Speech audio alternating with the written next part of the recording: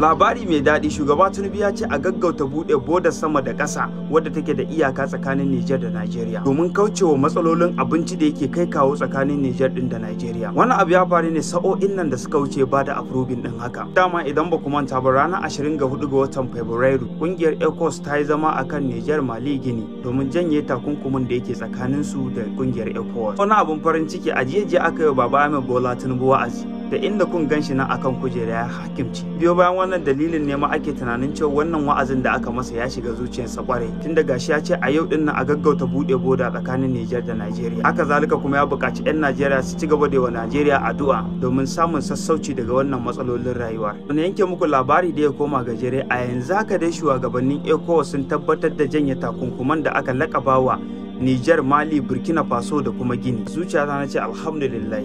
Shin me ra'ayinku tattare da wannan bayanin Baba Ahmed Bola Tinubu? Shin kuna ganin cewa wa'azin nan da aka masa ya ratsa shi na jiya? Ko kuma gaba ce kawai ta kama ya sa hakan ta faru? Ko kuma dole ce kanwan naƙi? Kowa ya faɗi ra'ayinsa domin demokuraɗiyya ce. Allah ya samu dace. Kada ku manta da BBK data. Data su tana da kyau. Za ku iya zuwa Play Store ku downloading ku ci gaba da sayan data. Subscribe my YouTube.